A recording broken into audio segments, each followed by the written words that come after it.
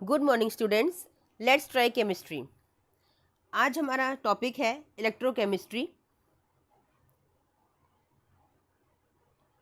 क्योंकि आपके half yearly exams आ रहे हैं बच्चा, तो उसके लिए मैंने एक शॉर्ट रिवीजन वीडियो आपके लिए तैयार की है। मैं कोशिश कर रही हूँ उसे तैयार करने की। ठीक है, शॉर्ट रिवीजन करेंगे, वेरी शॉर्ट में। लॉन्ग वीडियोज़ मैंने आपको क्रिएट करके दी हैं।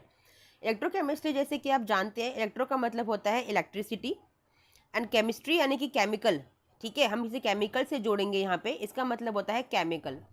इस चैप्टर के अंदर आप इंटर कन्वर्जन देखोगे इन दोनों का, इलेक्ट्रिसिटी यानी कि इलेक्ट्रिकल एनर्जी का कन्वर्जन देखोगे केमिकल एनर्जी के अंदर, और केमिकल एनर्जी का कन्वर्जन देखोगे इलेक्ट्रिकल एनर्जी के अंदर। ठीक है, चलिए आपको समझ में आ गया। दो तरह के हम लोग सेल पढ़ेंगे इस चैप्टर के अंदर, एक पढ़ेंगे इलेक्ट्रोकेमिकल सेल और दूसरा हम लोग पढ़ेंगे electrolytic cell. Electrochemical cell and electrolytic cell, इन दोनों में डिफरेंस क्या है भाई? बहुत बड़ा डिफरेंस है। इलेक्ट्रोकेमिकल सेल जो होते हैं आपके, जो इलेक्ट्रोकेमिकल सेल्स होते हैं, ये कन्वर्ट करते हैं आपका chemical energy into electrical energy. ठीक है, और इलेक्ट्रोलाइटिक सेल क्या करेंगे? Lytic means break down. किसका ब्रेक डाउन? इलेक्ट्रिकल एनर्जी का इनटू केमिकल एनर्जी। यानी कि एक कोई भी याद कर लो अपने शॉर्ट ट्रिक बनाने के लिए, दूसरा उसका अपोजिट है। ठीक है, तो इससे कोई दिक्कत नहीं होगी आपको। एक लर्न कर लीजिए, इलेक्ट्रोकेमिकल सेल का लर्न कर लो। केमिकल नाम आ रहा है ना उसके अंदर, यानी chemical energy into electrical energy में कन्वर्जन हो रहा है। ठीक है, अब सपोज कीजिए हमारे पास इस तरह से दो सेटअप हम लोग बनाएंगे। दो बीकर है मेरे पास।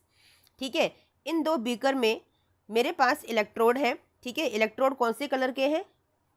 ब्लू कलर के। मतलब ये एक है आपका जिंक इलेक्ट्रोड और एक है आपका कॉपर इलेक्ट्रोड। ठीक है, जिंक को हमने कहा एनोड पे है, यानी कि एनोड इलेक्ट्रोड है जो कि नेगेटिवली चार्ज होता है। कॉपर है आपका पॉजिटिवली चार्ज इलेक्ट्रोड, यानी कि कैथोड है। ठीक है, समझ में आया इतना? इन दोनों को हम एक वोल्टामीटर या बल्ब से अटैच कर देंगे ताकि जो रीडिंग्स है वो हमें दिखाई दें। अब ये हवा में तो लटके नहीं होंगे, ठीक है ना। यहाँ पे होगा आपका इलेक्ट्रोलाइट। अब जो इलेक्ट्रोलाइट है इसका मतलब होता है सोल्यूशन, इलेक्ट्रोलाइटिक सोल्यूशन इसका मतलब होता है। यहाँ पे अंदर जो फिल होगा that will be zinc sulphate, यानी कि जिस मटेरियल का इलेक्ट्रोड है उसी ही का ही आपका इलेक्ट्रोलाइट होगा। जिंक किस में है? जिंक सल्फेट में है। ऐसे ही यहाँ पर क्या होगा? Copper sulphate. क्यों? क्योंकि आपका इलेक्ट्रोड क्या है? कॉपर। ऐसा क्यों? ये भी क्वेश्चन आता है वाइवा का। ऐसा इसीलिए है कि अगर यहाँ पे आप रिवर्स इलेक्ट्रोड्स यूज करोगे, कॉपर का यूज करोगे यहाँ पे जिंक सल्फेट पे, तो यहीं पर आपका डिस्प्लेसमेंट रिएक्शन हो जाएगी। दूसरे में जो इलेक्ट्रॉन्स है फ्लो ही नहीं करेंगे आपके, है ना। इसीलिए हम लोग सेटअप इस तरह का अरेंज करते हैं। ठीक है, चलिए आपको ये समझ में आ गया बच्चे। अब देखिए इसके बाद आपका जैसे ही आप केमिकल्स को डालेंगे तुरंत क्या होगा? जो जिंक है ना, ये जिंक ब्रेक डाउन होना स्टार्ट हो जाएगा इनटू जिंक प्लस 2, यानी कि क्या हो गया? इसका ऑक्सीडेशन हो गया। हर एक जिंक के मेटल से, हर एक जिंक के इस तरह के पार्टिकल से आपके 2 इलेक्ट्रॉन्स का एवोल्यूशन होगा। आपके 2 इलेक्ट्रॉन्स निकलेंगे, यानी कि यहाँ पे इलेक्ट्रॉन्स एक्यूमुलेट होने स्टार्ट हो जाएंगे। ठीक है, और जिंक प्लस 2 कहाँ गिर रहा है? टूट टूट के आपके सोल्यूशन के अंदर गिर रहा है। और पहले से भी यहाँ पर जिंक सल्फेट है जिसका ब्रेकडाउन किस में होगा? जिंक प्लस 2 और सल्फेट -2 के अंदर होगा। ठीक है, समझ में आया?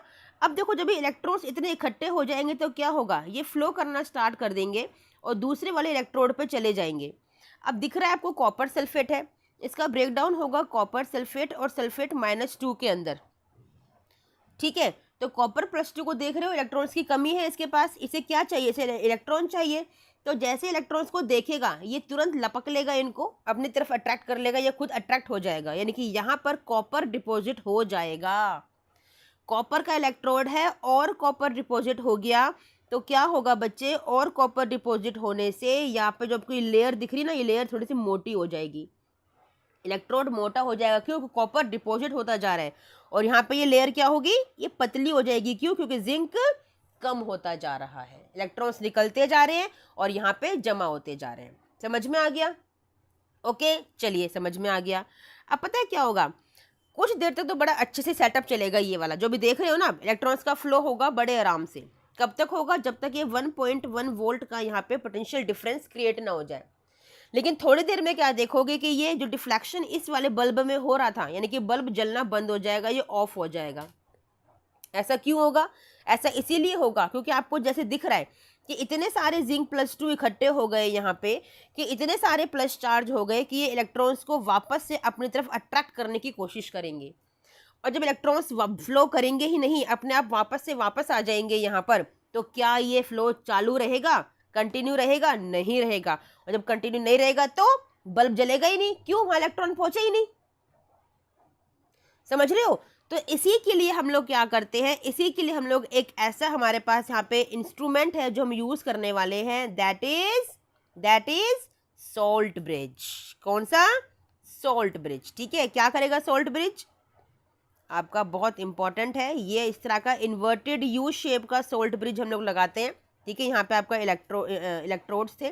ठीक है, सोल्ट ब्रिज का काम क्या है बच्चे? सोल्ट ब्रिज का काम है to maintain electrical neutrality in the two half cells. मेरे वर्ड्स को ध्यान से सुनिएगा। To maintain electrical neutrality in the two half cells. अब की बार क्वेश्चन आया था बोर्ड एग्जाम में बच्चों ने लिखा था electrical neutrality, maintain electrical neutrality in the cell. It is wrong. Cell में थोड़ी कर रहा है मेंटेन, टू हाफ सेल्स में मेंशन कर रहा है ना, टू हाफ सेल्स में मेंटेन कर रहा है। ठीक है, हाफ सेल का मतलब होता है ये एक सेल और एक ये सेल पूरा मिलके एक सिंगल सेल बनता है, और ये एक आपका हाफ सेल है और एक ये आपका हाफ सेल है। In the in the two half cells. आया समझ में? एक और इसका फंक्शन है, बहुत इंपॉर्टेंट है, to maintain the flow of ions. कौन से आयन भैया? वही वाले आयन जो अभी इलेक्ट्रॉन्स फ्लो हो रहे थे ना यहाँ पे, ऐसे ऐसे ऐसे ऐसे ऐसे करके, उनके फ्लो को मेंटेन करता है। नहीं मेंटेन करेगा तो वापस ही रुक गए थे ना, सारे जिंक ने पकड़ लिए थे, तो मेंटेन किया ना इस फ्लो को। कैसे फ्लो को मेंटेन किया? चलिए अब वो स्टडी करते हैं कैसे किया इस फ्लो को मेंटेन। ठीक है, ये था आपके पास, it is inverted shaped U tube, that is your salt bridge. क्या कर रहा है ये? हमने क्या किया, पहले बात तो ये, हमने इसके अंदर भरा पोटेशियम क्लोराइड एक अगर के जेल में क्यों भरा? क्योंकि जो पोटेशियम क्लोराइड होता है ना, ये आपका लिक्विड होता है, it is in aqueous form. तो हम यहाँ पे ना पोरस प्लग्स, कुछ कॉटन प्लग्स लगा देते हैं। पोरस क्यों बोल रहे हैं भैया? एकदम से ये नहीं कि पत्थर भर दोगे, आपको वापस निकालना भी है, रिलीज करना है, लेकिन ड्रॉप बाय ड्रॉप जाएगा। तो हमने दो सिक्योरिटी दी है इसको, एक सिक्योरिटी दी है कॉटन प्लग की और एक सिक्योरिटी दी है अगर की, ताकि पूरा लिक्विड बह नहीं जाए। ठीक है ना? अब ये क्या करेगा, क्योंकि पोटेशियम क्लोराइड आपने देखा ना, इस वाले बीकर में क्या था, जिंक के यानी कि +2 यानी कि प्लस वाले चार्ज बहुत ज़्यादा भर गए थे, और इस वाले में क्या था बीकर में, इसमें आपके जो आपके सल्फेट थे -2 वो ज़्यादा भर गए थे।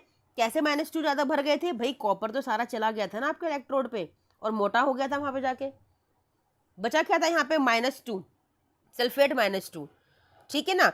तो अब यहाँ पे जो क्लोराइड है माइनस का, वो तो आ जाएगा इस साइड से जिंक +2 को पकड़ने के लिए। तो क्या होगा, इलेक्ट्रॉन्स आराम से फ्लो कर पाएंगे क्योंकि अब जिंक नहीं है उनको पकड़ने के लिए। आया समझ में? और यहाँ पे जो पोटेशियम है ये इधर से आ जाएगा और किसको पकड़ लेगा, सल्फेट को, और प्लस माइनस का अपना बॉन्ड बनेगा। आया समझ में?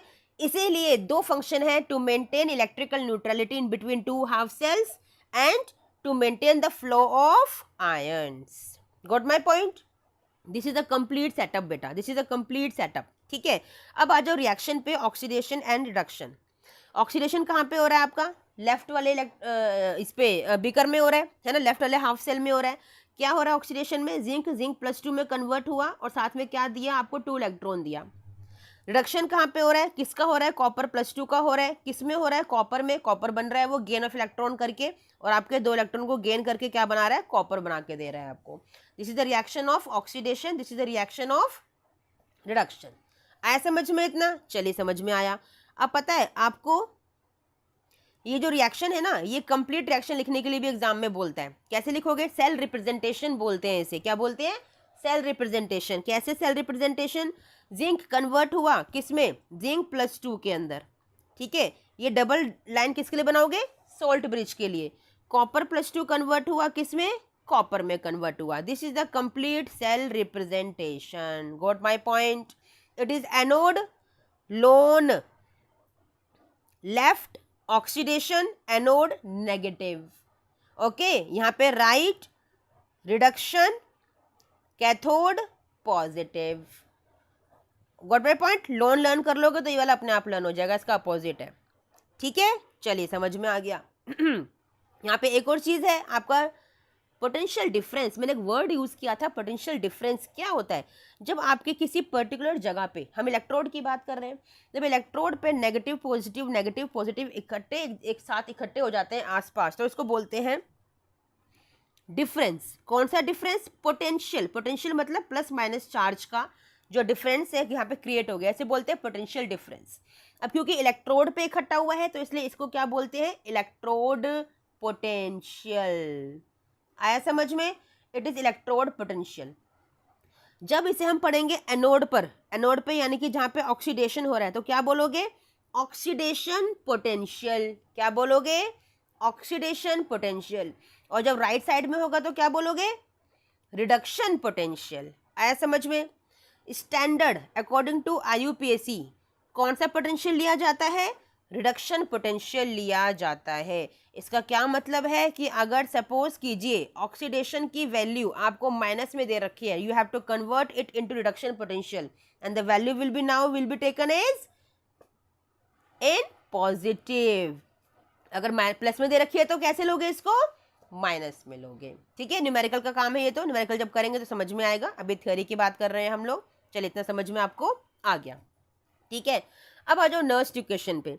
नर्स्ट इक्वेशन क्या कहती है? इतना सबको समझ में आ गया ना? This is oxidation reduction, simple cell representation था आपका। नर्स साइंटिस्ट बेचारे बहुत महान, बहुत कुछ कहा इन्होंने। ठीक है, इन्होंने क्या कहा? इन्होंने बात की EMF की। EMF क्या होता है?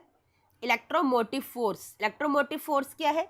That can be found at any conditions.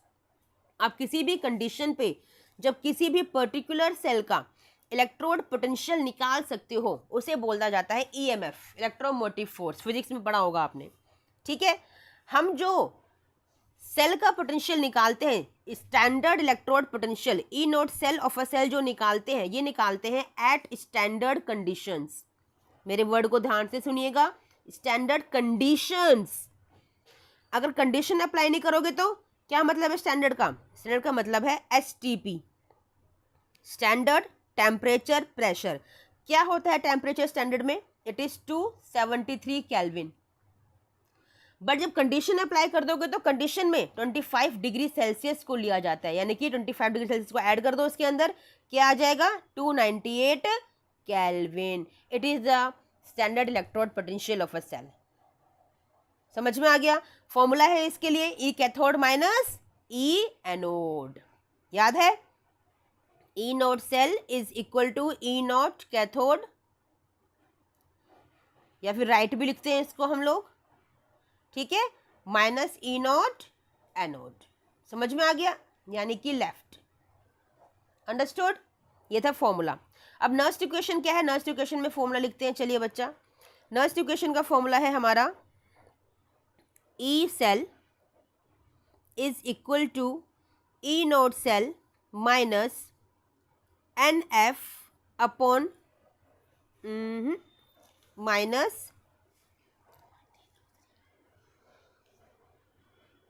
RF upon N, natural log product upon reactant. ठीक है, हमारा मेन फॉर्मूला ये होता है। जब इस नेचुरल लॉग को हटाते हो तो क्या करते हो? 2.303 से मल्टीप्लाई करते हो, माइनस 2.303। यहाँ पे टेम्परेचर भी है RT। ठीक है, वेट कुछ गड़बड़ हो गई है बच्चा। NF नीचे है आपका, अरे बताते भी नहीं हो। It is minus 2.303 RT upon NF। ठीक है, और नेचुरल लॉग हटा के क्या लग जाएगा बच्चा? Log with base 10। ये होता है लॉग विद बेस E, जो ये वाला था। It is log with base 10 concentration of product upon concentration of reactant. ठीक है, शॉर्ट वीडियो है, रिवीजन वीडियो है, ज़्यादा डीप में इसलिए बता नहीं रही हूँ बच्चा मैं। ठीक है, हमने नेचुरल लॉग को हटाया और क्या लगाया? Log with base 10। उसके लिए we have to multiply it by 2.303। ठीक है, अब देखो इतनी लंबी कैलकुलेशन से बचने के लिए ना हमने क्या किया है अपनी सहूलियत के लिए, नर्स ने हमको ये दिया था, हमने इसको ऐसे मॉडिफाई किया। अब हमने और मॉडिफाई कर लिया, इतने आलसी हैं हम लोग। ठीक है ना, जरा सी कैलकुलेशन नहीं करना चाहते। बेचारे नर्स ने इतनी मेहनत की। ठीक है ना, कोई वैल्यू नहीं देते हम लोग किसी साइंटिस्ट को। चलिए, but we have to give. बहुत महान साइंटिस्ट होते हैं बच्चा। हमारे लिए इतना कुछ करके गए हैं।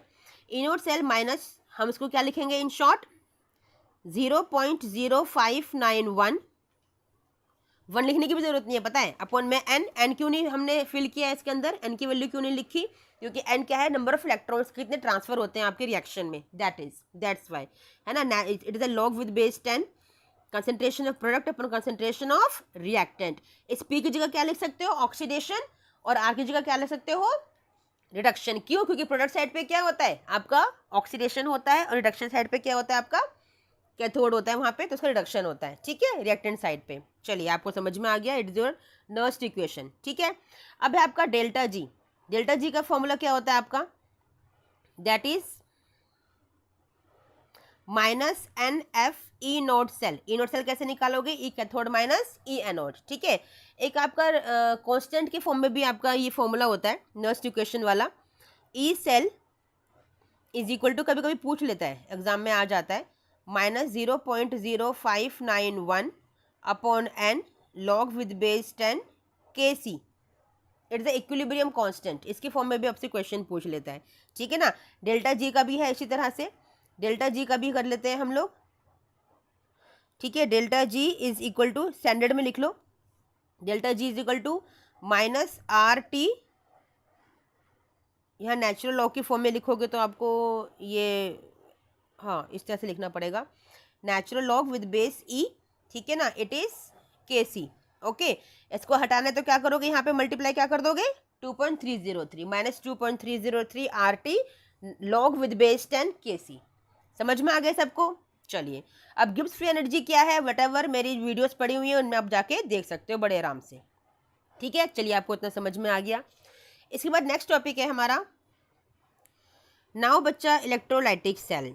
कितनी जल्दी खत्म हो गया ना हमारा इलेक्ट्रोकेमिकल सेल, देखो मेरी स्पीड, ठीक है। Now it is electrolytic cell, okay. चलिए अब ये क्या है, it is a lytic means it is the electrolysis, टूटना, ब्रेक डाउन, किसका, हम कन्वर्ट कर रहे हैं इलेक्ट्रिकल एनर्जी को किसके अंदर बच्चा, कन्वर्ट कर रहे हैं केमिकल एनर्जी के अंदर। यानी कि अब हम देंगे इलेक्ट्रिसिटी और किस में कन्वर्ट हो जाएगी, वो केमिकल एनर्जी में कन्वर्ट हो जाएगी, ठीक है। इसके लिए आपने 10th क्लास में किया होगा, सिंगल सेल यानी कि एक सिंगल बीकर आपको चाहिए बच्चा, इसी में आपके 2 इलेक्ट्रोड्स को रखा जाएगा, ठीक है। ये है आपका एनोड और ये है आपका कैथोड, ठीक है। यहाँ पर ये होगा पॉजिटिवली चार्ज, उल्टा हो जाएगा इलेक्ट्रोकेमिकल सेल से, और ये हो जाएगा आपका नेगेटिवली चार्ज। लेकिन ये मत भूलिएगा, होगा यहाँ पर ऑक्सीडेशन ही और यहाँ पर होगा रिडक्शन ही। चेंज क्या हुआ है, सिर्फ और सिर्फ आपका चार्ज चेंज हुआ है, ओनली एंड ओनली, ठीक है। इनको एक सिंपल आप किसी बैटरी से अटैच कर दीजिए, 6 वोल्ट की बैटरी, छोटी सी बैटरी चाहिए होती है। यहाँ पे आपने अपना सोल्यूशन भरा है, कोई भी इलेक्ट्रोलाइट आपने भरा हुआ है, सपोज फॉर एन एग्जाम्पल आपने यहाँ पे क्या भरा हुआ है, NaCl फॉर एन एग्जाम्पल। क्यों इसी को क्यों ले रही हूँ मैं, क्योंकि हम इसी को लेके आपके डिफरेंट केसेस हम लोग करने वाले हैं अभी, केस 1 केस 2 केस 3 हम लोग करेंगे, ठीक है। चलिए समझ में आ गया। अब होगा क्या, सपोज कीजिए NaCl आपने इसके अंदर भरा हुआ है, तो उस NaCl का क्या होगा, ब्रेक डाउन होगा Na प्लस और Cl नेगेटिव में। अब क्योंकि हमारा एनोड क्या है, पॉजिटिवली चार्ज, तो किसको अट्रैक्ट करेगा भाई, क्लोराइड को। तो यहाँ पे क्या जम जाएगा, आके क्लोराइड आ जाएगा, डिपॉजिट हो जाएगा। नेगेटिव पे क्या अट्रैक्ट होगा आपका, पॉजिटिव, यानी कि यहाँ पे क्या आके डिपॉजिट हो जाएगा, Na प्लस आके डिपॉजिट हो जाएगा। तो it is a simple electrolytic cell, simple है, 10th क्लास में कर चुके हो, हम वाटर का किया था आप लोगों ने, जो डिसोसिएट होता है इनटू H2 प्लस O2, याद है ना, ये ट्वाइस होता है ना, और ये आपका सिंगल था। तो O2 कहाँ जाता है, क्योंकि नेगेटिव चार्ज है तो कहाँ जाएगा, एनोड पे जाता है, ठीक है। और H2 कहाँ जा रहा था आपका, पॉजिटिव पे जा रहा था, ठीक है। बोर्ड एग्जाम का क्वेश्चन था 10th क्लास में, बड़ा इंपॉर्टेंट था, इट वॉज इलेक्ट्रोलाइटिक डिकम्पोजिशन। चलिए समझ में आ गया। अब हम पढ़ते हैं डिफरेंट केसेस, ठीक है। इसके अंदर सपोज कीजिए केस 1, अगर हमारे पास जो इलेक्ट्रोलाइट है NaCl वो मोल्टन स्टेट में है, ठीक है ना, 3 स्टेट में सीखेंगे, molten, aqueous and dilute state में हम लोग करेंगे, ठीक है ना, कंसंट्रेट स्टेट में भी कर सकते हैं। सपोज कीजिए आपको NaCl दे रखा है मोल्टन स्टेट में, और जो आपको इलेक्ट्रोड दे रखा है, इलेक्ट्रोड इज इनर्ट, 2 तरह के पढ़े थे ना आप लोगों ने, मैंने पढ़ाया था, एक इनर्ट और एक एक्टिव। तो इनर्ट इलेक्ट्रोड आप यहाँ पे लोगे, यानी कि आप लोग लोगे यहाँ पे प्लैटिनम का इलेक्ट्रोड। अगर ये आपने लिया हुआ तो क्या होगा, NaCl का तो ब्रेक डाउन हो गया, किसमें ब्रेक डाउन, डिसोसिएशन हो गया, Na प्लस और Cl नेगेटिव में हो गया, ठीक है ना। अब क्योंकि हमें पता है Na प्लस कहाँ जाकर डिपॉजिट होगा आपका, किस पे होगा Na प्लस, अभी क्या था बच्चे आपका रिडक्शन पे, यानी कि आपका कैथोड पे जाएगा और रिडक्शन होगा। रिडक्शन का मतलब क्या है, Na प्लस पे एक इलेक्ट्रॉन को एक्सेप्ट करेगा और क्या बन जाएगा आपका सोडियम, ये रिएक्शन होती है आपकी रिडक्शन की, ठीक है। और क्लोराइड क्यों नेगेटिवली चार्ज है और एनोड क्या है पॉजिटिवली चार्ज, तो वहां पे अट्रैक्ट होगा, यानी कि इसका क्या होगा ऑक्सीडेशन। तो क्लोराइड क्या करेगा इलेक्ट्रॉन को लूज करके, क्योंकि एक इलेक्ट्रॉन एक्स्ट्रा है ना इसके पास, उसे क्लोरीन पे कन्वर्ट होना है, तो लूज करेगा यानी कि एक इलेक्ट्रॉन को यहाँ पे दे देगा। तो इट इज योर ऑक्सीडेशन। समझ में आ गया, it is reduction, it is oxidation, ठीक है, समझ में आ गया। चलो वेरी गुड, बहुत बढ़िया। अब बैलेंस कर लो। अब देखो आपको पता है Cl2 की फॉर्म में रहता है, तो उसको हाफ कर लो ताकि आपको बाकी चेंजेस कहीं ना करने पड़े, कोई बैलेंसिंग ना करनी पड़े, ठीक है। अब क्योंकि इलेक्ट्रोड तो इनर्ट है आपका, पार्टिसिपेट ही नहीं करेगा रिएक्शन के अंदर, तो बस ये रिएक्शन हो गई आपकी कहाँ पे कैथोड पे, और ये रिएक्शन कहाँ पे हो गई एनोड पे। बस ये एग्जाम में क्वेश्चन आता है कि कौन सी रिएक्शन एनोड पे होगी, कौन सी रिएक्शन कैथोड पे होगी। समझ में आ गया, ठीक है। दोबारा बताते हैं बच्चा क्या हुआ। आपके पास NaCl था जो कि मैंने मोल्टन फॉर्म में लिया हुआ था, it is in molten form, ठीक है। मोल्टन फॉर्म का मतलब क्या होता है कि पिघला के आपने सिंपल ले रखा है, आपने पिघलाया हुआ था NaCl को और पिघला हुआ आपने बीकर में भरा हुआ है, तो उसका आपका डिकम्पोजिशन होगा, डिसोसिएशन होगा, उसका डिसोसिएशन होगा तो किस में होगा Na+ और Cl नेगेटिव में डिसोसिएशन हुआ उसका, ठीक है। अब क्योंकि प्लस है तो प्लस का मतलब क्या है बच्चा, मैं दोबारा बताती हूँ सेटअप में करके। प्लस का मतलब क्या है बच्चा, हमने देखा ना, ये देखो ना आपके पास ये इलेक्ट्रोड्स थे, ये एनोड है, ये कैथोड है। मैंने कहा ये पॉजिटिवली चार्ज है, यहाँ पे क्या होता है ऑक्सीडेशन। मैंने कहा ये नेगेटिवली चार्ज है, यहाँ पे क्या होता है आपका रिडक्शन होता है, ठीक है ना। अब मैंने क्या कहा कि सोडियम आपका पॉजिटिवली चार्ज है, क्लोरीन आपका नेगेटिवली चार्ज है, तो प्लस कहाँ पे जाएगा कैथोड पे जाएगा ना प्लस, तो यानी क्या होगा रिडक्शन होगा।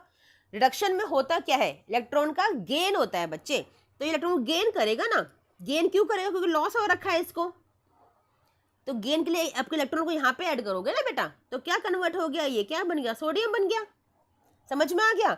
अब क्लोराइड नेगेटिवली चार्ज है, कहाँ जाएगा प्लस के पास जाएगा, प्लस पे क्या हो रहा है ऑक्सीडेशन हो रहा है। ऑक्सीडेशन का मतलब क्या है, इसे इलेक्ट्रॉन को लूज करना है, देना है। क्यों देगा भाई, एक्स्ट्रा है ना इसके पास, माइनस कब आता है लेने के बाद आता है, तो एक इलेक्ट्रॉन एक्स्ट्रा है इसके पास, तो लूज करेगा, दे दे एक इलेक्ट्रॉन और बनेगा क्या क्लोरीन बनेगा।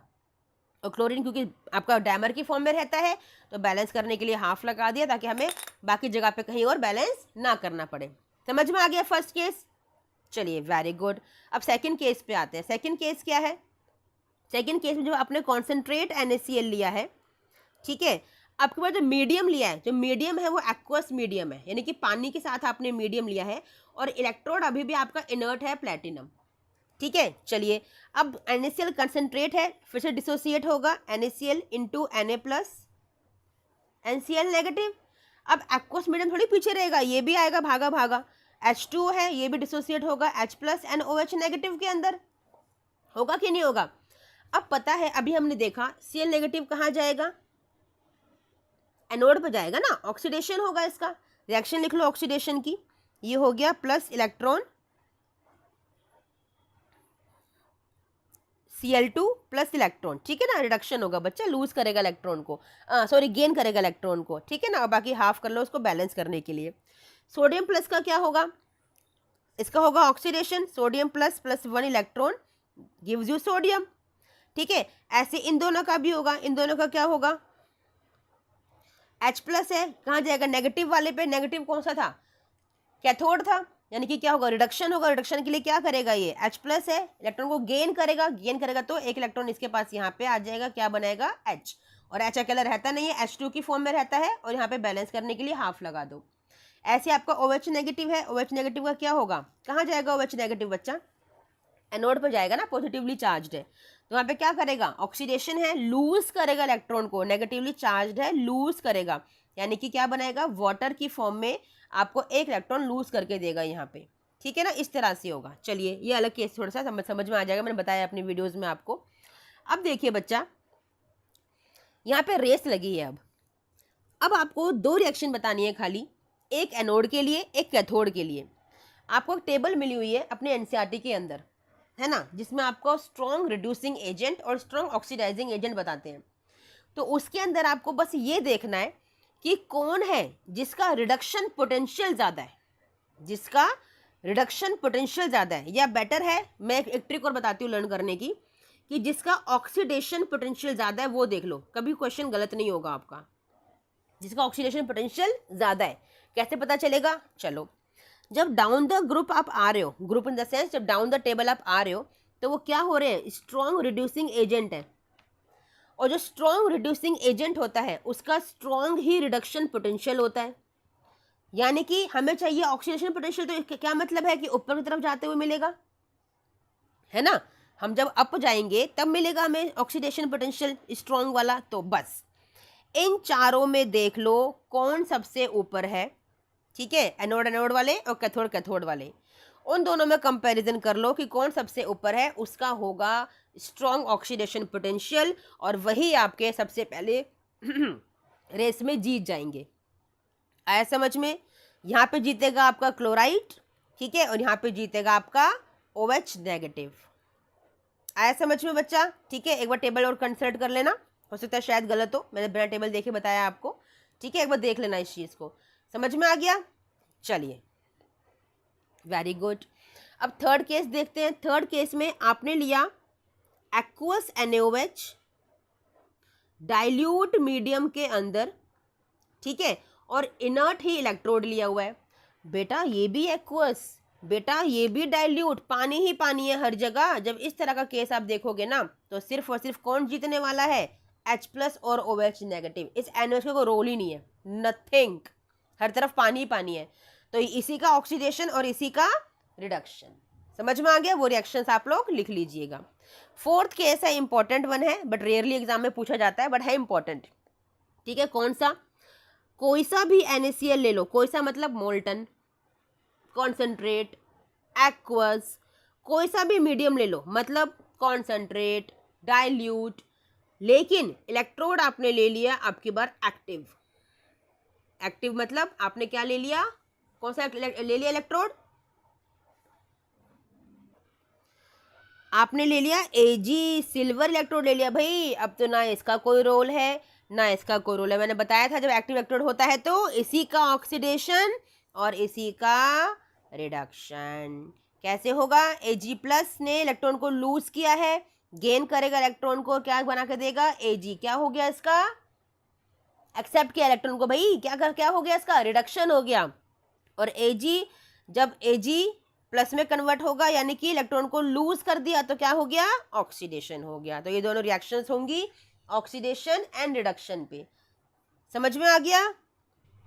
अंडरस्टूड बच्चा? चलिए, वेरी गुड, ठीक है, ये टॉपिक खत्म होता है आपका। अब सिंपल टॉपिक एक रह गया है, रेजिस्टेंस। रेजिस्टेंस क्या होता है आपका? जो रेजिस्ट करे इलेक्ट्रॉन्स के फ्लो को। It is ρL/A। Rho is resistivity, specific resistance, L is length, A is the area of the cross section, length is between the two half cells, ठीक है। कंडक्टेंस क्या होता है? जैसे R से डिनोट करते हैं, सॉरी G से डिनोट करते हैं, ठीक है, बताते भी नहीं हो। It is 1/R, it is A/L, ठीक है, रिवर्स कर दे। 1/ρ क्या होता है? इट्स कापा, ठीक है ना। यूनिट्स आपको मैंने बता रखे हैं, रेजिस्टेंस की ओम होती है, ये क्या हो गया? ओम इनवर्स हो गया, जिसे हम साइमन भी बोलते हैं, ठीक है ना। और यहाँ से आप रो की और कापा की यूनिट भी डिराइव कर सकते हो, ठीक है। चलिए, वेरी गुड। शॉर्ट रिविजन है बच्चा, शॉर्ट रिविजन है। लॉन्ग के लिए मेरी वीडियोस देखिए, लॉन्ग वाली, ओके। चलिए, नेक्स्ट लास्ट टॉपिक है आपका बैटरीज। बैटरीज में आपको दो तरह की बैटरीज पढ़नी है बच्चा, primary batteries and secondary batteries. Primary batteries कौन सी होती हैं? जो नॉन रिचार्जेबल होती हैं। नॉन रिचार्जेबल, रिचार्ज नहीं कर सकते आपके रिमोट सेल, भैया बटन दबाते रह जाओ, काम ही नहीं करते, खत्म हो गए, है ना। और सेकेंडरी सेल कौन से होते हैं? जो रिचार्ज कर सकते हो आपकी, कौन से? आपके इन्वर्टर वाले सेल्स। इन्वर्टर बैटरीज है ना, रिचार्ज होती रहती है ऑटोमेटिकली, उनको तो हमें नहीं डालना पड़ता ना चेंज करना पड़ता है, ठीक है। तो ये वाले होते हैं, ठीक है। एग्जाम्पल्स कौन से हैं प्राइमरी में? आपके बटन सेल्स, आपके रिमोट के सेल्स, है ना। और सेकेंडरी में कौन से पढ़ते हो? आपके लिथियम कैडमियम बैटरीज पढ़ते हो, लेड स्टोरेज बैटरीज आप लोग पढ़ते हो, वो वाली, ठीक है। रिएक्शंस आपको मैंने बताई हुई है, सिंपल जनरल, उनका रिविजन कर लीजिए। चलिए बच्चा, पहले देखते हैं आपका लेड स्टोरेज बैटरी देख लेते हैं, इसकी रिएक्शन देख लेते हैं। जो कंबाइंड रिएक्शन होती है ना इसकी, वो लर्न कर लो बस। आपका लेड प्लस लेड डाइऑक्साइड, ठीक है, Pb प्लस PbO2, ठीक है। साथ में आपके 2 मॉलिक्यूल्स होते हैं H2SO4 के, ठीक है। क्या देते हैं आपको? 2 मॉलिक्यूल्स देते हैं लेड सल्फेट के, 2PbSO4। कहाँ से आया 2PbSO4? 2Pb ये रहा, ओके, और 2SO4 ये रहे, हो गया 2PbSO4, ठीक है, लर्न करने की ट्रिक है। और साथ में क्या देगा 2H2O, कहाँ से आ गया 2H2O, ये रे 2H2 और ये रे 2O, हो गया ना लर्न। तो Pb plus PbO2 plus 2H2SO4 क्या देता है 2 लेड सल्फेट प्लस 2H2O। किसका था, लेड स्टोरेज बैटरी का था। आगे समझे बच्चा, चलिए वेरी गुड, ठीक है, इंपॉर्टेंट था, जो इंपॉर्टेंट बता रही हूँ। जो रिएक्शन अभी देखी ना आपने वो थी डिस्चार्जिंग की, एग्जाम में आती है चार्जिंग की, तो आपको रिवर्स करके लिखनी पड़ती है। आगे समझ में, यस, राइट वाला लेफ्ट में, लेफ्ट वाला राइट में, ठीक है। ऐसी कैडमियम स्टोरेज बैटरी है। कैडमियम स्टोरेज बैटरी क्या है, cadmium plus 2 nickel trihydroxide NiOH whole thrice, ठीक है। साथ में क्या देगा आपको बना के, कैडमियम ऑक्साइड देगा plus 2 of nickel dihydroxide, OH कितने हो गए, ट्राई से डाई हो गए, ठीक है। साथ में क्या देगा आपको, वाटर देगा। ये कौन सी रिएक्शन है, डिस्चार्ज की रिएक्शन है। चार्जिंग के लिए क्या करोगे, इसको जस्ट यहाँ पे रिवर्स कर दोगे, यानी कि ये आ जाएगा लेफ्ट में और ये आ जाएगा राइट में, ठीक है। समझ में, डिस्चार्जिंग का मतलब बच्चा कि डिस्चार्ज, जब ये बैटरी डिस्चार्ज होती है ना तो आपकी ये वाली रिएक्शन होती है। और क्योंकि ये आपकी सेकेंडरी बैटरीज हैं, रिचार्जेबल है, तो चार्जिंग की रिएक्शन पूछते हैं ना। चार्जिंग में ये लेफ्ट में आ जाएगा और राइट में ये पहुंच जाएगा, ये ठीक है। जो बन रहा है अब वो यूज होगा ना बच्चा चार्जिंग में, ठीक है, समझ में आ गया। चलिए अब लास्ट टॉपिक रह गया बच्चे, फैराडेज लॉज। 2 लॉ दिए थे आपके फैराडे ने। फर्स्ट लॉ क्या कहता है कि जितना अमाउंट ऑफ करंट आप पास करोगे अपने सेल के अंदर, जितना अमाउंट ऑफ करंट पास करोगे, ठीक है, उस पर ही डिपेंड करेगा, वो डायरेक्टली प्रोपोर्शनल है किसके, कि कितना अमाउंट ऑफ सब्सटेंस डिपॉजिट होगा इलेक्ट्रोड पे, या कितनी गैस लिबरेट होगी इलेक्ट्रोड पर। मतलब क्या है, जितना अमाउंट सब्सटेंस का डिपॉजिट हुआ है इलेक्ट्रोड पे, यानी कि जितनी गैस लिबरेट हुई है इलेक्ट्रोड पे, वो किसके डायरेक्टली प्रोपोर्शनल है, टू द चार्ज, यानी कि current passing through the electrolytic cell. समझ में आया, कितना करंट पास करोगे वही डिसाइड करेगा कि कितना सब्सटेंस डिपॉजिट होगा। कम करंट पास करोगे कम सब्सटेंस डिपॉजिट होगा, कम गैस लिबरेट होगी। ज़्यादा करंट पास करोगे तो ज़्यादा करंट लिबरेट होगा और ज़्यादा गैस लिबरेट होगी और ज़्यादा ही अमाउंट डिपॉजिट होगा, ठीक है, समझ में आ गया। चलिए सेकेंड लॉ क्या कहता है बच्चा, सेकेंड लॉ ये कहता है जब आपने इस तरह से सेल्स को सीरीज में कनेक्ट किया है तो जितना अमाउंट ऑफ करंट, यानी कि सेम अमाउंट ऑफ करंट आपको पास करना है, सेम अमाउंट ऑफ करंट आप पास करोगे थ्रू दीज इलेक्ट्रोलाइटिक सेल जो सीरीज में कनेक्टेड है, तो same amount of substance he deposit होगा आपके इलेक्ट्रोड्स पर, ठीक है। Same amount of current pass करोगे और same amount of he charge आपका क्या होगा, डिपॉजिट होगा। आया समझ में, ठीक है। वही सेम बात है, वहाँ पे बस एक सेल की बात कर रहा था, यहाँ पे 2 या 2 से ज़्यादा सेल की बात करता है, ठीक है। फॉर्मूला होता है आपका M = ZIT। Z क्या है आपका, it is the electrovalent equivalent constant. Z is electro, या फिर ये कहो इक्विवेलेंट कांस्टेंट होता है, Z इज इक्विवेलेंट कांस्टेंट, ठीक है, समझ में आ गया। Any problem, it is equal to E/F, Z is equal to E/F। Put कर लीजिए, आपका आंसर जो है न्यूमेरिकल सॉल्व हो जाएगा, ठीक है, समझ में आ गया। नाउ कोलरोश लो, कोलरोश लो क्या कहता है बच्चा, ये कहता है जो मोलर कंडक्टिविटी होती है ना, मोलर कंडक्टिविटी क्या होती है, that is the conductivity the conductance of for the 1 mole electrolytic solution, ठीक है, दैट इज मोलर कंडक्टिविटी।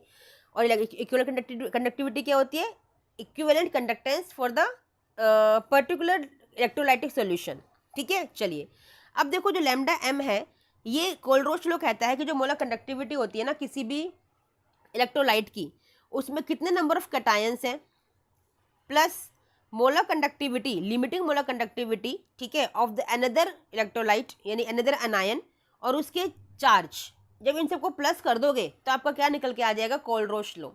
ये हम निकालते हैं वीक इलेक्ट्रोलाइट्स के लिए, यानी कि जब वीक इलेक्ट्रोलाइट्स का आप नहीं निकाल पाते हो मोलर कंडक्टिविटी, तो आपको कोलरोश लो बड़ा काम आता है। कोलरोश लो आपको हेल्प करता है वीक इलेक्ट्रोलाइट्स की मोलर कंडक्टिविटी को निकालने के लिए।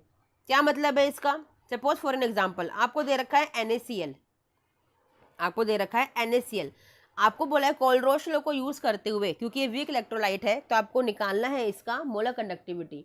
तो कैसे निकालोगे लिमिटिंग मोलर कंडक्टिविटी, कैसे निकालोगे, टोटल आप निकालोगे Na+ की लिमिटिंग मोलर कंडक्टिविटी, ठीक है, यहाँ पे वैल्यूज गिवन होंगी आपको। ओके, Na+ का मतलब है नंबर ऑफ कटायंस कितने हैं, एक ही कटायन है आपका, तो यहाँ पे क्या लिखोगे 1। प्लस क्लोराइड, कितने क्लोराइड है आपको, -1 ही है, यानी कि 1 लिखोगे, और यहाँ पे क्या लिखोगे, limiting molar conductivity of chloride. ये वैल्यूज आपको क्वेश्चन में गिवन होंगी। इस तरह से करके आपको कोलरोश लॉ को यूज करके वीक इलेक्ट्रोलाइट्स के लिए लिमिटिंग मोलर कंडक्टिविटी को निकालना पड़ता है। आगे समझ में, छोटा सा ग्राफ है बच्चा, एक स्ट्रॉन्ग इलेक्ट्रोलाइट्स के लिए आपका इस तरह का ग्राफ बनता है, और वीक के लिए क्या ग्राफ बनता है, ये वाला। यानी कि जैसे जैसे आप स्क्वायर रूट ऑफ सी, यानी कि जैसे जैसे कंसंट्रेशन को आप इंक्रीज करोगे, ठीक है, वैसे वैसे जो आपकी लिमिटिंग मोलर कंडक्टिविटी है या मोलर कंडक्टिविटी है वो साथ में क्या करेगी, इंक्रीज करेगी। देखो ना, कंसंट्रेशन इंक्रीज कर रही है तो मोलर कंडक्टिविटी भी क्या कर रही है, इंक्रीज कर रही है। ठीक है, और ये आपका यहाँ पे इंटरसेप्ट होता है, that is limiting molar conductivity. Intercept क्या होता है, लिमिटिंग मोलर कंडक्टिविटी। ठीक है, चलिए समझ में आ गया। अब यह है वीक इलेक्ट्रोलाइट के लिए, देखो ना आपका जैसे जैसे कंसंट्रेशन बढ़ रहा है, ये जो मोलर कंडक्टिविटी है वो कभी आपस में मिलेगी नहीं, क्योंकि इतना वीक है, इतना वीक है कि आपने इतना डिसोसिएशन कर दिया, इतना पानी मिला दिया सोल्यूशन के अंदर कि पूरा पूरा डाइल्यूट हो गया, कंसंट्रेशन ही खत्म हो गई। कंसंट्रेशन ही देखो ना, कंसंट्रेशन 0 पहुंच गई। तो 0 कंसंट्रेशन पे स्ट्रॉन्ग इलेक्ट्रोलाइट की तो आपका इंटरसेप्ट आ गया, लेकिन वीक इलेक्ट्रोलाइट के लिए कभी भी इंटरसेप्ट नहीं आता, ये कभी आपस में नहीं मिलते, यानी कि इंटरसेप्ट आप कभी भी नहीं निकाल सकते वीक इलेक्ट्रोलाइट्स के लिए। ठीक है, चलिए बच्चा, मैंने काफ़ी शॉर्ट में बात बताने की कोशिश की है, फिर भी वीडियो काफ़ी लॉन्ग हो गई है। चलिए कोई बात नहीं, ठीक है, it's a short revision video. चलिए मिलते हैं नेक्स्ट वीडियो में, टिल देन बच्चा बाय, थैंक यू।